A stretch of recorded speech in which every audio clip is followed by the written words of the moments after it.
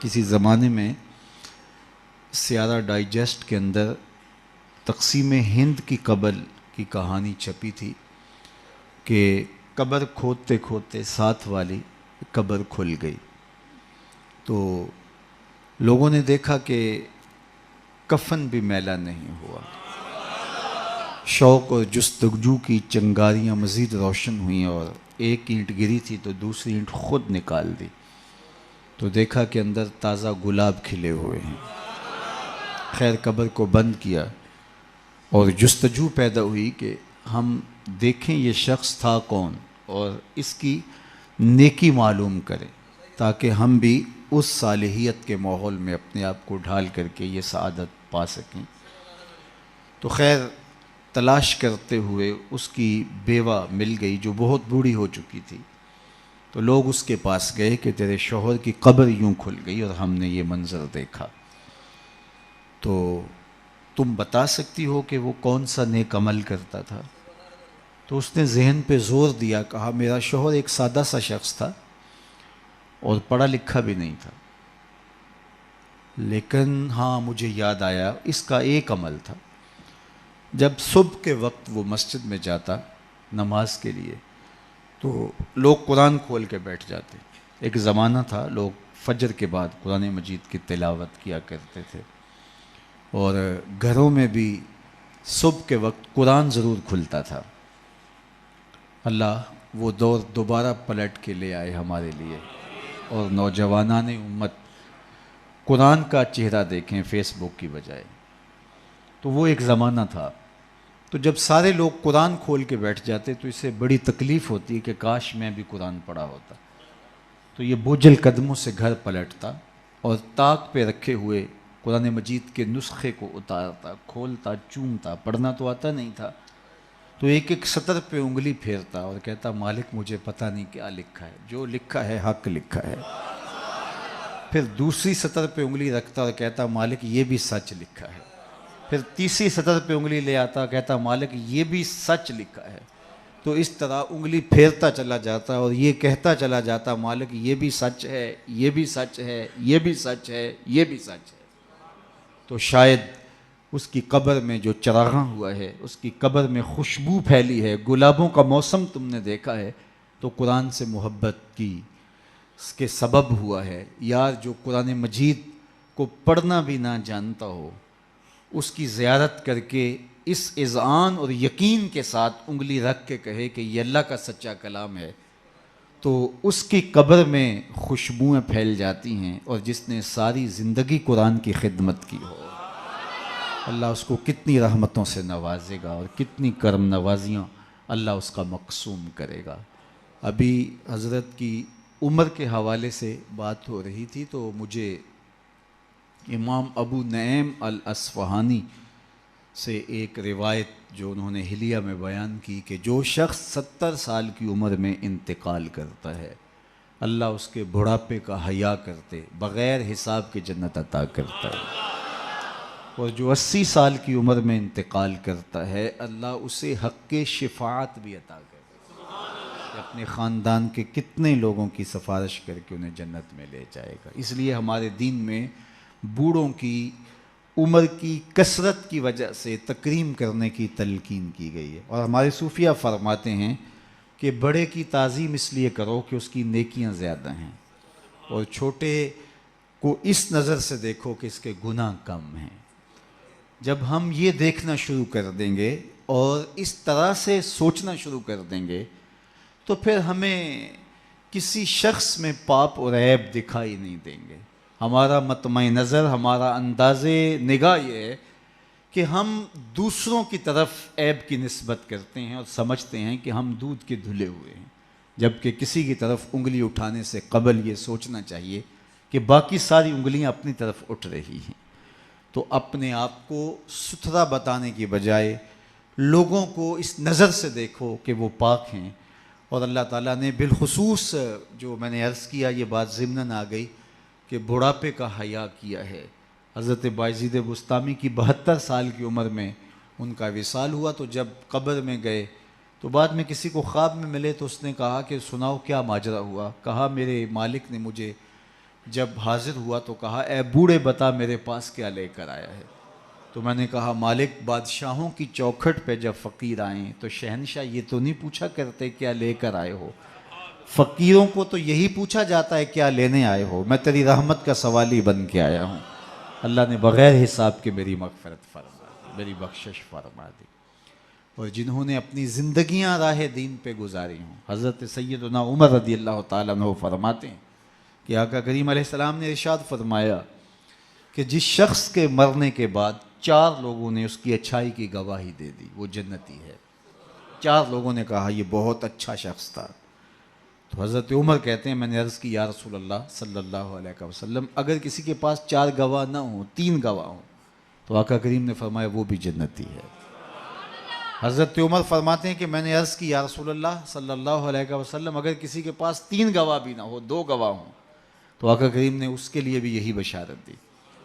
حضرت عمر فرمایا کرتے تھے ایک کے بارے میں نے پوچھا نہیں حضور نے بتایا نہیں، تو جس کو 2 گواہ بھی مل گئے اچھائی کے کہ وہ صالح تھا وہ نیک تھا تو اس کے لیے جنت کے در کو شادر ہیں، اور جس کی نیکی کی، جس کے تقوی کی، جس کی خدمت قرآن کی زمانہ گواہی دے تو بتاؤ اللہ کتنی ناز برداریاں کرے گا۔ جانا تو سب نہیں ہے، یہاں کسی نے بیٹھ نہیں رہنا، 100 سال بھی جئیں گے تو یہاں سے رخصت ہونا پڑے گا۔ کج کلاہوں نے بھی شہنشاہوں نے بھی یہاں سے رخصت ہونا ہے، جن کا طوطی بولتا ہے، جن کے نقارے بجتے ہیں وہ بھی یہاں نہیں بیٹھ رہیں گے۔ موت ہے ہنگامہ آرا کل زمیں خاموش میں، ڈوب جاتے ہیں سفینے موج کی آغوش میں۔ یہاں بڑے بڑے پہلوان، بڑے بڑے کج کلا اور شہنشاہ باقی نہ رہے۔ کسی نے دیکھا مقدونیہ میں ایک بوڑھی عورت ایک قبر پہ بیٹھی ہے تو کہا کہ یہاں کیا کر رہی ہو؟ کہا یہاں میرا بیٹا سکندر دفن ہے۔ اس نے کہا کہ بڑھیا یہاں کئی سکندر آئے اور چلے گئے، تو یہ دنیا یہاں کسی نے نہیں بیٹھ رہنا، سب نے چلے جانا ہے، لیکن جانے کے انداز بھی نرالے ہوتے ہیں۔ ایک وہ ہوتے ہیں کہ جب جاتے ہیں تو لوگ کہتے ہیں خس کم جہاں پاک جان چھوٹی، اور بہت بات لوگ کریں گے اور مروتاً کچھ کہیں گے بھی تو بعض کہتے ہیں جی ساڑھے نال تے چنگائی سی، مطلب کیا ہے کہ وہ اچھا آدمی نہیں تھا، سر میرے ساتھ اس نے زیادتی نہیں کی، ہمارے ساتھ تو اچھا ہی تھا۔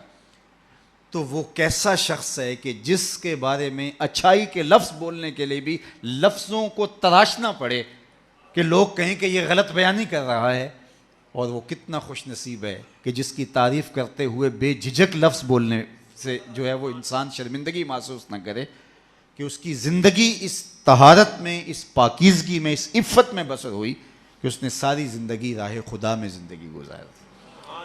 تو جاتے سبھی ہیں لیکن کسی کا جانا سرخروئی کا جانا ہوتا ہے۔ موت کسی کے لیے بھیانک خواب ہوتا ہے اور کسی کے لیے یہ خوشگوار اور خوبصورت انداز ہوتا ہے، وصل حبیب کا ذریعہ ہوتا ہے۔ حضرت بلال حبشی رضی اللہ تعالی عنہ کا جب وقت آخر آتا ہے تو آپ کی زوجہ آپ کے سرہانے بیٹھی تھی، جو ہی سانس ٹوٹنے لگی تو اس نے کہا واہ حسرتا ہو، ہائے افسوس میرا شوہر مجھ سے جدا ہو رہا ہے۔ تو حضرت بلال حبشی نے پلٹ کے دیکھا اور اپنی زوجہ سے کہا یہ تم کیا بول رہی ہو؟ کہا ہاں آپ مجھ سے جدا ہو رہے ہیں۔ فرمایا یہ حسرت بڑے لمحے نہیں ہے، یہ دکھ کی کہانی نہیں ہے، بلکہ میں تو اپنے آقا محمد عربی سے ملنے جا رہا ہوں۔ تو یہ وصل محبوب کا ذریعہ ہے۔ حضرت یعقوب علیہ السلام، حضرت ابراہیم علیہ السلام کے پاس جب ملک الموت آئے اللہ کی طرف سے پیغام لے کر کے، تو انہوں نے کہا کہ میں قبض روح کے لیے آیا ہوں۔ حضرت خلیل نے کہا کہ عجیب بات ہے، میرا رب مجھے اپنا خلیل بھی کہتا ہے، خلیل کہتے ہیں گوڑے یار کو، تو میرا رب مجھے اپنا خلیل بھی قرار دیتا ہے، اور کیا کوئی یار بھی یار کی موت چاہتا ہے؟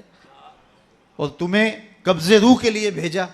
کہا میں تو حکم کا پابند ہوں، عبد معمور ہوں، بارگاہ ہزدی میں دوبارہ حاضر ہوئے، تیرے بندے کے پاس حاضر ہوا تھا، اور یہ میسج ہے تیرے بندے کا تیرے نام کہ کیا کوئی یار بھی یار کی موت چاہتا ہے؟ تو کہا اے اسرائیل پھر جا میرے خلیل کو میرا سلام دے اور کہے کبھی ایسا بھی ہوا ہے یار یار کو بلائے اور وہ ملنے بھی نہ آئے؟ تو روح بے چین ہو گئی، کہا دیر نہ کر جلدی قبض کر لے۔ تو یہ تو اس لمحے کے انتظار میں ہوتے ہیں، موت میں فرق ہوتا ہے. رومی نے بڑی خوبصورت مثال سے دونوں اموات کا ذکر کیا ہے. اس شخص کی کہانی جو اس دنیا میں عیش و عشرت کر کے آخرت کو بھول جاتا ہے، اور اس شخص کی کہانی جس کا مطمع نظر آخرت ہوتی ہے اور وہ اس دنیا کو آخرت کے لیے گزارتا ہے، چونکہ یہ آخرت کی کھیتی ہے. یہ بوائی کا موسم ہے، آخرت کٹائی کا موسم ہے. بوائی کے موسم میں جو کسان مٹی سے مٹی ہو جاتا ہے، سحری کے وقت اٹھتا ہے، کھیتوں میں ہل جوتتا ہے، جڑی بوٹیاں تلف کرتا ہے، بیج ڈالتا ہے، سہاگا دیتا ہے، پانی ڈالتا ہے، تو کٹائی کے موسم میں فصل بھی وہی اٹھاتا ہے. اور جو بوائی کے موسم میں کلف لگے لباس پہن کے گھومتا ہے، آوارگی کرتا ہے، سحری کے وقت اٹھ نہیں پاتا، کھیتوں کو جاتا نہیں، جڑی بوٹیاں تلف نہیں کرتا، تو کٹائی کے موسم کے اندر اس کے ہاتھ کچھ نہیں آتا. یہ مزرع الاخرہ ہے، یہ بوائی کا موسم ہے، آخرت کٹائی کا موسم ہے. تو جس نے اس زندگی کو آخرت کے لیے گزارا اور دیکھا کہ میں اس دنیا پہ آیا کیوں ہوں، مقصد زندگی کیا تھا، مقصود زیست کیا تھا، کیوں اس دنیا پہ میں آیا ہوں، تو وہی سرخرو اور کامیاب ہے. رومی کا انداز تمثیل کا ہے اور وہ سادہ لفظوں میں بات کرتے ہیں، روح تک اتر جاتی ہے. اور یہ ان کو اللہ نے ملکہ عطا کیا ہے. اور یہی کمال ہوتا ہے. یہ نہیں ہے کہ 3 گھنٹے کی تقریر ہو اور نتیجہ کچھ بھی نہ نکلے. بات یہ ہے کہ آپ بات کریں لیکن بات روح میں کھبتی چلی جائے، لہو خورشید کا ٹپکے اگر ذرے کا جگر چیرے. تو حضرت رومی کو یہ فن آتا ہے. وہ سوز و ساز کی کائنات کا بادشاہ، اور وہ تمثیل سے بہت ادق اور دقیق مسائل سمجھانے کا فن جاننے والا. اس بہت بڑی حقیقت کو ایک مثال سے سمجھاتے ہیں. کہتے ہیں دیار مصر میں کوئی علاقہ تھا اور جہاں کا سیاسی نظم یہ تھا کہ وہ سال کی آخری تاریخ کو اپنے بادشاہ کو کسی جنگل میں پھینک دیتے اور پہلی تاریخ کو ساحل پہ آ جاتے. سب سے پہلے ان کے ساحل پہ جو شخص آتا اس کو اپنا بادشاہ مان لیتے. کہیں جمہوری طریقہ ہوتا ہے، کہیں صدارتی نظم ہوتا ہے، ان کا نظام یہ تھا، رکھا تھا. اور جو بھی تخت نشین ہوتا وہ بھول جاتا کہ میرے ساتھ کیا ہونے والا ہے. اس کو پہلے دن بتا دیتے کہ 1 سال کے لیے تو تخت نشین رہے گا اور اس کے بعد تجھے اس جنگل میں پھینک آئیں گے جو جزیرے کے دوسری سمت ہے، اور اس میں موذی جانوروں کا رین بسیرا ہے اور تھوہر اور کانٹے دار درخت ہیں. لیکن وہ بھول جاتا وہ تخت کی لذتیں اور اس کا سرور اور اس کا نشہ ہی ایسا ہوتا، اسے یاد ہی نہ رہتا کہ سال کے بعد میرے ساتھ کیا ہونے والا ہے. اور جو ہی سال کی آخری تاریخ ہوتی زنجیروں میں جکڑ کے ادھر پھینکتے، پھر روتا ہے مجھے تم کہاں لے جا رہے ہو. ایک مرتبہ وہ اپنا پرانا بادشاہ پھینک کر کے نیا بادشاہ لینے ساحل پہ آئے تو جو شخص سب سے پہلے ساحل پہ اترا وہ تاجر شخص تھا. اس کے گلے میں پھولوں کے ہار ڈالے، گارڈ آف آنر پیش کیا. اس نے کہا یہ کیا ہے میرے لیے؟ کہا کہ یہ ہمارا دستور ہے، ہم سال کی پہلی تاریخ کو یہاں سے حکمران لیتے ہیں اور آخری تاریخ کو دوسری جانب پھینک آتے ہیں. اس نے کہا اتنا بھیانک انجام ہے تو میں تمہارا بادشاہ بننے کے لیے تیار نہیں. اس نے کہا تو چاہے نہ چاہے باندھ کے بھی تخت پہ بٹھانا پڑا، یہ ہمارا ضابطہ ہے. عجیب کہانی. اس نے کہا میں تو تاجرانہ غرض سے آیا ہوں، میں تو کوئی امور سلطنت اور سیاست سے آگاہ ہی نہیں ہوں. اس نے کہا ہمارے بندے لگے قوانین ہیں، اس کے ساتھ آپ نے کام کرنا ہوگا، اور اس نے کہا ہر صورت میں جو ہے وہ تجھے یہ کرنا پڑے گا. پھنس گیا. اس نے کہا اچھا مجھے یہ بتاؤ کہ سال بھر میری بات تو مانو گے؟ انہوں نے کہا ہاں آپ حکمران ہیں لیکن آپ قوانین میں تحریف نہیں کر سکتے، ترمیم نہیں کر سکتے، تبدیلی نہیں کر سکتے، البتہ آپ کے انتظامی امور ماننے کے لیے ہم پابند ہوں. اس نے کہا ٹھیک ہے کوئی بات نہیں. تخت پہ بیٹھ گیا. رومی لکھتے ہیں کہ جو بھی تخت پہ بیٹھتا اور بغیر کسی محنت کے، بغیر کمپین چلائے، بغیر الیکشن لڑے، تو وہ تو پھر بھول جاتا خوشی سے اور عیش و عشرت کرتا. لیکن یہ پہلا شخص تھا جب تخت نشین ہوا تو اس نے کہا بلدیہ کے ملازمین بلائے جائیں. بلائے گئے. کہا جاؤ اس جنگل میں جہاں بادشاہوں کو پھینک کے آتے ہو وہاں کے کانٹے اور جھاڑیاں کاٹو. اور پولیس کے کمانڈوز بلائے. کہا جاؤ وہاں جا کے جو موذی جانور ہیں ان کو قتل کر دو. معمار بلائے. کہا جا کے وہاں خوبصورت محل بناؤ. مالی بلائے. وہاں جا کے باغ لگاؤ، پھل لگاؤ، پھولدار، سایہ دار، ثمردار درخت لگاؤ. حکومتی مشینری، پوری حکومتی مشینری، اس باغ کے کانٹے دار درخت کٹوانے، وہاں کے موذی جانور قتل کروانے، اور وہاں کنویں کھدوانے، محل بنوانے اور پھلدار پھولدار سایہ دار درخت لگانے میں صرف کر دی۔ جب سال کی آخری تاریخ ہوئی تو وہ جنگل جہاں بادشاہوں کو پھینکا کرتے تھے وہ جنگل نہیں رہا تھا، وہ ایک باغ بن چکا تھا۔ اور یہ زنجیریں لے کر آئے تو اس نے کہا مجھے زنجیریں نہ پہناؤ، میں خود چل کے جانے کے لیے تیار ہوں۔ اس لیے اس تخت پر بیٹھ کر کے وہ اپنے لشکر بھیج کے وہاں کے کانٹے، وہاں کے تھوہر، وہاں کے موذی جانور، وہاں کے خطرناک جانور جن کا وہاں رین بسیرا تھا ان کو کاٹتا رہا، قتل کرواتا رہا۔ تو اس نے کہا کہ میں خود چل کے جانے کے لیے تیار ہوں۔ رومی کہتے ہیں جو کافر ہے وہ دنیا کے تخت پہ، جو فاسق اور بدکار ہے وہ دنیا کے تخت پہ موج کرتا ہے، اور جب وقت آخر آتا ہے تو اس کو جب زنجیروں میں جکڑ کے لے جانا چاہتے ہیں فرشتے تو وہ کہتا ہائے مجھے کدھر لے جا رہے ہو۔ اور بندہ مومن، بندہ صالح اس دنیا کے تخت پہ آرام سے نہیں بیٹھتا، یہاں بیٹھ کے اپنے اعمال کے لشکر بھیج بھیج کے قبر کے کیڑے مکوڑے ختم کرواتا رہتا ہے، وہاں باغ لگواتا رہتا ہے، اور پھر جب وہ اس دنیا سے رخصت ہوتا ہے تو وہ کیڑے مکوڑوں کا گھر نہیں رہتا بلکہ روضۃ من ریاض الجنہ بن چکی ہوتی ہے۔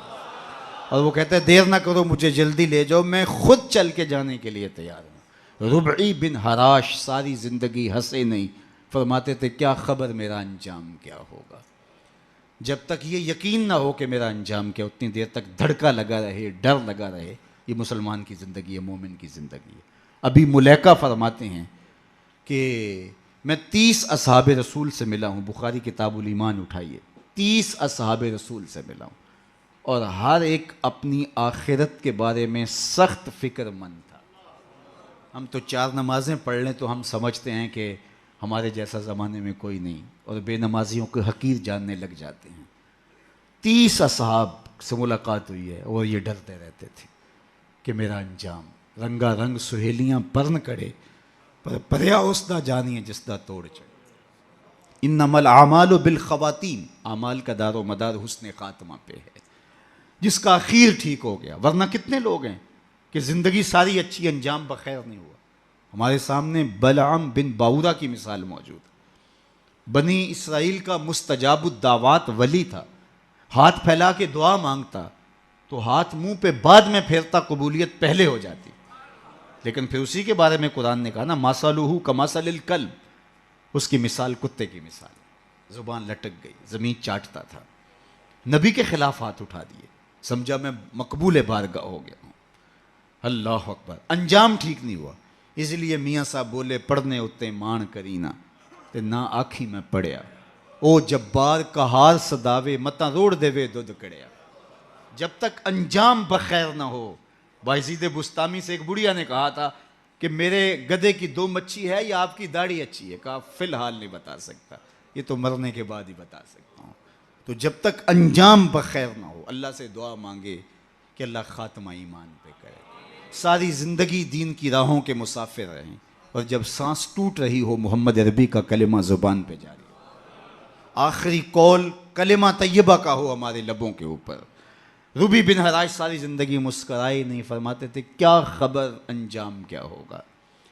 اللہ اکبر۔ خیر وقت آخر تو آنا ہی تھا، تو جب آخری وقت آیا تو ان کے بھائی ربی بن حراش نے کہا جاؤ، غسال کو بلا کے کہا میرے بھائی کو غسل دو۔ تو وہ غسل دینے داخل ہوا تو فوراً باہر آ گیا۔ اتنی جلدی؟ کہا یار تیرا بھائی بڑا عجیب ہے۔ کہا ہوا کیا؟ کہا نحنو نغتسلہ وہو یتبسم، ہم اسے غسل دیتے ہیں اور یہ آگے سے مسکرا رہا۔ اقبال نے کہا تھا نا نشان مرد مومن باتو گوئم چوں مرگائے تبسم بر لب اوست، آ تجھے اللہ کے بندے کی نشانی بتاؤں، جب موت آتی ہے تو اس کی پیشانی پہ ندامت کا پسینہ نہیں ہوتا، اس کے لبوں پہ کامیابی کی مسکراہٹ پھیل جاتی۔ کہا یا تیرا بھائی بڑا عجیب ہے، نحنو نغتسلہ وہو یتبسم، ہم اسے غسل دیتے ہیں وہ آگے سے مسکراتا ہے۔ کہا میرے بھائی نے قسم کی تھی جب تک اچھا انجام نہیں دیکھوں گا نہیں مسکراؤں گا۔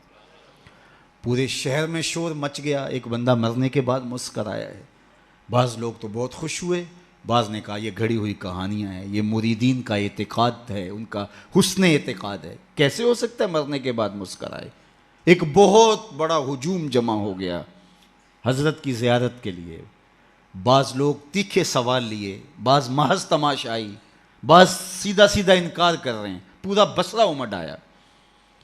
اتنے میں انہیں غسل دے کے چارپائی پہ ڈال کے کفن بھی ڈال دیا گیا تھا.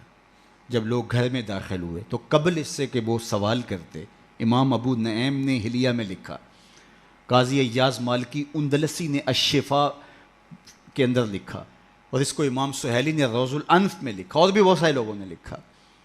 جب لوگ داخل ہوئے اور تیکھے تیکھے سوال تھے کہ یہ پوچھیں گے، یہ بات کریں گے، کیسے مسکرائے، سچ ہے، غلط ہے، جھوٹ ہے، اور یہ چارپائی پہ ڈالے جا چکے تھے، کفن اڑا دیا گیا تھا. جب لوگ داخل ہوئے تو انہوں نے کفن ہٹایا، ہاتھ باہر نکالا اور لوگوں سے مخاطبت کرتے ہوئے کہا السلام علیکم. لوگ حیرت میں ڈوب گئے، وعلیکم السلام اتتکلم بعد الموت، عجیب بات ہے، مرنے کے بعد باتیں کر رہے ہو؟ قال نعم اتکلم بعد الموت، ہاں ہاں مرنے کے بعد باتیں کر رہا ہوں. عرش فرش تے بانگا ملیاں تے مکے پہ گیا شور، بلے شاہ سا مرنا نہ ہی تے گور پیا کوئی ہور، فَلَنُحْيِيَنَّهُ حَيَاتًا طیبہ. اور اقبال کہتا ہے فطرت ہستی شہید آرزو رہتی نہ ہو، خوب تر پیکر کی اس کو جستجو رہتی نہ ہو، موت کو سمجھا ہے غافل اختتام زندگی، یہ ہے شام زندگی صبح دوام زندگی. فَلَنُحْيِيَنَّهُ حَيَاتًا طیبہ کا روپ ظاہر ہوا. ہاں ہاں مرنے کے بعد باتیں کر رہا ہوں. لوگوں نے کہا بتا تیرے رب نے تیرے ساتھ سلوک کیا کیا؟ تو ربی بن حراج جو فوت ہو گئے وہ بول کے کہہ رہے ہیں استقبلنی ربی غیر غضبان واستقبلنی بروح و ریحان. اس کے قدرت والے چہرے پہ کوئی غصہ نہیں تھا، اس نے روح و ریحان کے پھول میرے گلے میں ڈالے. لوگوں نے باتیں پوچھنا شروع کر دیں. شکر ہے کوئی مرنے والا بول پڑا، کوئی ادھر کی بات کر رہا ہے، ادھر کی بات پوچھ رہا ہے. جب سلسلہ کلام طول پکڑنے لگا تو ربی بن حراش لکھتے ہیں، ربی بن حراش کہتے ہیں کہ اجلوا بی ولا تؤخروا بی لان ابا القاسم ينتظر علی الصلاۃ، دیر نہ کرو مجھے جلدی قبرستان میں لے جاؤ، تم مجھے باتوں میں لگا رہے ہو، امام الانبیاء میرے جنازے کا انتظار کر رہے ہیں. اگر اپنی زندگی اس کی رضا کے مطابق گزارے گا تو تمہارا وہاں انتظار ہوگا. مرنے کا فرق ہے، ہر کوئی مرتا ہے، لیکن یہ مرنا جو یاد الہی میں اپنے آپ کو ڈبو دے، اور مرنے سے قبل جو مر جائے، موتو قبل ان تموتو، صوفیہ تو یہی کہتے ہیں نا کہ مرنے سے قبل مر جاؤ. تو جب مرنے سے ہی قبل مر جائے تو الجبرے کا قاعدہ ہے نا کہ نفی جب نفی سے ضرب کھاتی ہے تو جمع کی صورت میں جواب آتا ہے. تو جو پہلے ہی مرا ہوا تھا، اپنے آپ کو، اپنے نفس کو اس نے مار دیا، اپنی خواہشات کو ترک کر دیا، تو وہ موتو قبل ان تموتو کے زمرے میں تھا. تو پھر موت کو موت آئی تو نفی سے ٹکرائی تو حیات بن گئی. تو یہ حیات طیبہ کی صورت بن کے سامنے آئی اور ابھری. اس لیے اللہ والے قبروں میں جا کر بھی جو ہے وہ ایک حیات طیبہ اور ایک زندگی، پاکیزہ زندگی کا نور پاتے ہیں. اور اللہ تعالیٰ ان کے ذریعے سے لوگوں کی فیض رسانی کا سامان کرتا ہے. ورنہ دنیا کے اوپر آ کے چلے گئے، آج ان کا نام و نشان بھی نہیں ہے. جن کے طوطی بولتے تھے، نقارے بجتے تھے، آل ساسان 3150 سال ایران پہ حکومت کرتے رہے. آج آل ساسان کا دنیا نام بھی نہیں جانتی. مشتاق نے کہا تھا مٹ گیا مشتاق دل سے رنگے یاد رفتگاں، پھول مہنگے ہو گئے قبریں پرانی ہو گئی. قبروں کے نشان بھی یاد نہیں ہوتے. پوتے کو لے کر کے دادا جاتا ہے، تمہارے پر دادا کی یہاں کر کے کہیں قبر ہوتی تھی، اور قبر بارش کے آثار مٹا چکے ہوتے ہیں، وہ ڈھونڈتا پھرتا ہے قبر کہاں تھی، نشان بھی باقی نہیں رہتے. لیکن جنہوں نے اپنی زندگیاں اللہ کے نام پہ گزاری ہوتی ہیں، دیکھیے ہزار سال بیت گئے، آج بھی ان کی قبر پہ چراغاں ہو رہا ہے. کیسی رونقیں اور کیسی تازگیاں اور کیسی فرحتیں. آپ لاہور جاتے ہیں نا تو راوی کے اس پار جہانگیر کا مقبرہ ہے، وہاں دن کو جائیں یا شام کو آپ کو حسرتیں برستی دکھائی دیں. اب ایک پارک بن گیا جس کے دم سے تھوڑی سی رونق ہے، لیکن احاطہ مزار پہ اگر آپ جائیں تو وہاں آپ کو قرآن پڑھنے والے لوگ موجود نہیں ملیں گے، تاش کھیلنے والی ٹولیاں بیٹھی نظر آئیں گی. وہاں آپ کو تازہ گلاب نہیں ملیں گے، وہاں آپ کو جانوروں کی بینٹیں پڑی ہوئی نظر آئیں گی. وہ مطلق العنان حکمران بر صغیر پاک و ہند کا آج حسرت نے برس. بالکل اس کے ساتھ ملکہ نور جہاں کا مقبرہ ہے. جب بادشاہ تخت پہ بیٹھتا تھا تو ملکہ پیچھے بیٹھتی تھی, اور بادشاہ کا فیصلہ اسے کوئی پسند نہیں ہوتا تو پیچھے سے کمر ٹھونکتی, بادشاہ فیصلہ تبدیل کر دیتا. جس کے اشارہ ابرو پر ہندوستان کی تقدیر کے فیصلے لکھے تھے, نیچے اندھیرے میں اس کی بھی قبر ہے. اور ان کی اپنی بیٹی زیب النساء کا شعر لوح مزار پہ کندہ ہے. بر مزار ماں غریباں نہ چراغے نہ گلے, نہ پرے پروانہ سوزت نہ صدائے بلبلے. ہم غریبوں کی قبر پہ نہ کوئی چراغ جلانے آئے گا, نہ کوئی پھول ڈالنے. آج غریب بنے ہیں. جو بر صغیر کی پوری راجدھانی کے مالک تھے آج غریب بنے. بر مزار ماں غریباں, یہ شہزادی کا شعر ہے. بر مزار ماں غریباں نہ چراغے نہ گلے, نہ پرے پروانہ سوزت نہ صدائے بلبلے. نہ بلبل گیت گانے آتا ہے اور نہ پروانہ پر جلانے آتا ہے. یہ میں بادشاہوں کی کہانی سنا رہا ہوں. یہ راوی کے اس پار کی کہانی ہے. اب راوی کا پل پار کر جائیں. ایک لوح مزار ادھر بھی ہے.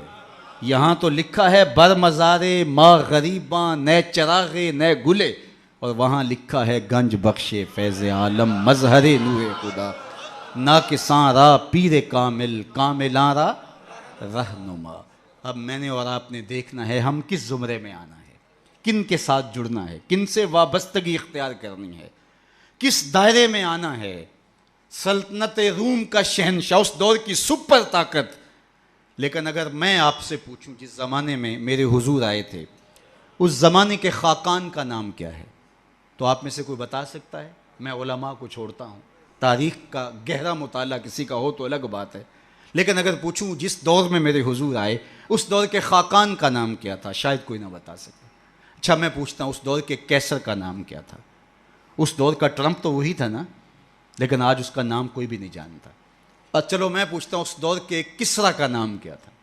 سوائے تاریخ کے طالب علموں کے کوئی نہیں بتا سکے گا. چلو میں یہ پوچھتا ہوں, اور اس مجلس میں موجود سب سے کم عمر بچے سے پوچھتا ہوں کہ جس زمانے میں میرے حضور آئے میرے حضور کے مؤذن کا نام کیا تھا؟ تو وہ سر اٹھا کے بلال حبشی کا نام لے گا. یار اس دور کی سپر طاقت کے مطلق العنان حکمران کا نام تو زمانے کو یاد نہیں ہے. کیسر کا نام, کسرا کا نام, خاقان کا نام زمانے کو یاد نہیں ہے, لیکن بلال حبشی کا نام آج بھی سینوں پہ لکھا ہے. تو اقبال تڑپ کے بولا, اقبال یہ کس کے عشق کا فیض عام ہے, رومی فنا ہوا حبشی کو دوام ہے. شہنشاہ روم کا نام بھی زمانے کو یاد نہیں, رومی فنا ہوا حبشی کو دوام ہے, تو دوام محمد عربی کے قدموں میں ہے. سارا نور اسی چوکھٹ پہ ہے, سارے اجالے اور ساری روشنیاں حضور علیہ السلام کے قدموں سے پھوٹتی ہیں. تو جب سارا نور ملتا ہی یہاں سے ہے, سارے اجالے اسی دہلیز سے خیرات کی صورت میں میسر آتے ہیں, تو وہ اپنی ساری زندگی حضور کے نام پہ لگا. اقبال کے سارے کلام کا رس نچوڑیں تو جو خلاصہ نکلتا ہے وہ یہ ہے, بمصطفیٰ برساں خیشرا کے دیاں ماؤز, اگر بہو نہ رسیدی تمام بولا بیز. اگر اپنے آپ کو کھینچ کے تو حضور کے قدموں تک لے گیا تو زندگی کا سارا جمال تجھے نصیب ہو. اور اگر تو حضور کے قدموں تک نہیں پہنچ سکا تو کلمہ پڑھ کے بھی ابو لہب کا ابو لہب ہی رہے گا. آئیے میں اور آپ اپنے آپ کو کھینچ کے حضور کی چوکھٹ پہ لے آئیں, حضور کی دہلیز پہ لے آئیں. ہمارے یہ سادات, یہ علماء, یہ پیران عظام, یہ بزرگان دین اسی پیغام کو لے کر کے میدان عمل میں موجود ہیں. اپنی زندگیاں انہوں نے اسی لیے وقف کی ہیں کہ لوگوں کو حضور سے جوڑا جائے, حضور سے وابستگی, آقا کریم سے دل بستگی, حضور سے تعلق کے خاطر قلبی ربط پیدا ہو جائے. اور یہ جتنا مضبوط ہوگا زندگی اس قدر ہی جمال پرور ہوتی چلی جائے گی. اللہ جل شانہ اپنی خاص عنایات کا حظ وافر اس آستان نور پہ شامل فرمائے, اور ہمارے قبلہ شاہ صاحب زیدہ مجدہو کو, ان کے برادران کو, ان کے خاندان کے جملہ افراد کو والد گرامی کے سائے کے اٹھ جانے سے جو کمی پیدا ہوئی, واقعہ ہوئی, اللہ اس پر انہیں توفیق صبر دے. ویسے تو والدین کی روحانیت ہمیشہ اولاد کے سر پہ رہتی ہے, اور ان کی برکتیں ہمیشہ اولاد کو نصیب ہوتی ہیں, اور اولاد اگر صالح ہو تو ماں باپ کو ان کی برکتیں جو ہے وہ نصیب ہوتی ہیں. جو 3 چیزیں چھوڑ کر جاتا ہے کوئی شخص, جو خاص طور پہ ایک حدیث میں آئی, اس میں وَوَلَدٌ صَالِحٌ يَدْعُو لَهُ, وہ اولاد ہے جو ماں باپ کے لیے دعائیں کرتی ہے. تو مجھے بتاؤ وہ والد کتنا خوش نصیب ہے جو اس مسجد کے قرب میں لیٹا ہوا ہے، کہ جن کی اولاد اور ان کے ماننے والے ان کے لیے دعاؤں کے سلسلے کو کبھی رکنے نہیں دیتے، اور کس قدر ان کے لیے محبتوں کی خوشبو اور پیار کی مہک ہے جو پھیلتی رہے گی، اور ان کی قبر میں ان کے اپنے جو ہے وہ لے جائے ہوئے اعمال اور قرآن کی محبت اور حضور سے نسبی نسبت وہ ان کے لیے کافی ہے، لیکن یہ اولاد کی طرف سے تحفہ روزانہ پھولوں کی شکل میں، گجروں کی صورت میں اور دعاؤں کی شکل میں جو ان کو پہنچتا رہے گا تو وہ کتنے آسودہ ہوں گے، کتنے خوش ہوں گے، اور برزخ کے جہان کے اندر جو ہے وہ اپنے دوسرے لوگوں کو کس طرح فخر سے کہہ رہے ہوں گے کہ یہ آج تحفہ میری اولاد نے مجھے بھیجا، یہ صبح کو بھی بھیجا تھا، دوپہر کو بھی بھیجا ہے، شام کو بھی بھیجیں گے، اور وہ وہاں بانٹتے رہیں گے اور نور و نکھت پھیلاتے رہیں گے۔ اس طرح اپنی اولادوں کو نیکی کی اور صالحیت کی راہوں پہ لگاؤ کہ مرنے کے بعد تمہاری قبر میں بھی چراغاں ہو، ورنہ ایسا نہ ہو کہ تمہاری اولاد تمہارا جنازہ بھی نہ پڑھ سکے۔ میں کتنے لوگوں کو جانتا ہوں جن کی اولاد نے اپنے ماں باپ کا جنازہ نہیں پڑھا۔ آپ کہیں گے یہ بہت بد قسمتی ہے، ہم نے تو نہیں سنا، ایسے لوگوں کو آپ بھی جانتے ہیں۔ یہ وہ لوگ ہیں جنہیں جنازہ آتا نہیں ہے، اور ساری زندگی لوگوں کے جنازوں میں رسماً کھڑے ہوتے ہیں، پھر ایک دن وہ رسم اپنے باپ اور اپنی ماں، اپنے بھائی، اپنی بیوی، اپنے بچوں کے لیے بھی ادا کرنا پڑتی ہے۔ اور مجھے بتاؤ وہ شخص کتنا بدبخت ہوگا کہ جو اپنے باپ یا اپنی ماں کے جنازے پہ کھڑا اور جنازہ نہیں پڑھ پاتا، رسماً کھڑا ہے دکھلاوے کے لیے، اور وہ کتنا خوش نصیب باپ ہے جس کا جنازہ اس کا بیٹا پڑھا رہا ہے، جس کے لیے اس کا بیٹا دعائیں کر رہا ہے، اور اس کا بیٹا اس کے لیے سحری کے وقت اٹھ کے آنسو بہا کے مغفرت و بخشش اور غفران کی التجائیں اللہ کی بارگاہ میں پیش کر رہا ہے۔ تو اپنی اولادوں کو صالحیت کے سائے میں لاؤ، نیک لوگوں کی صحبت میں رکھو، پاک لوگوں کے پاس بیٹھنا اٹھنا سکھاؤ، ان کو دین کی تعلیم دلواؤ اور ان کو اچھے کردار کا حامل بناؤ، تاکہ قبر میں بھی چراغا رہے اور دنیا کے اندر بھی سکھ اور قرار اور تسکین نصیب ہو۔ اللہ اپنی خاص عنایات کا حظ وافر ہم سب کا مقسوم کرے، دنیا آخرت کی بہاریں ہم سب کا مقصود ہو۔ اقبال کے اس شعر پہ اپنی گفتگو کو ختم کرتا ہوں، کی محمد سے وفا تو نے تو ہم تیرے ہیں، یہ جہاں چیز ہے کیا لوح و قلم تیرے ہیں۔ اقبال کہتے ہیں حضور کے ہو جاؤ تو قلم بھی تمہیں دے دیں گے، تختی بھی تمہیں دے دیں گے، پھر جو لکھنا ہوا خود ہی لکھ لینا، تمہاری تقدیر کے فیصلے کہیں اور نہیں ہوں گے، بلکہ خدا بندے سے خود پوچھے گا بتا تیری رضا کیا ہے۔ وآخر دعوانا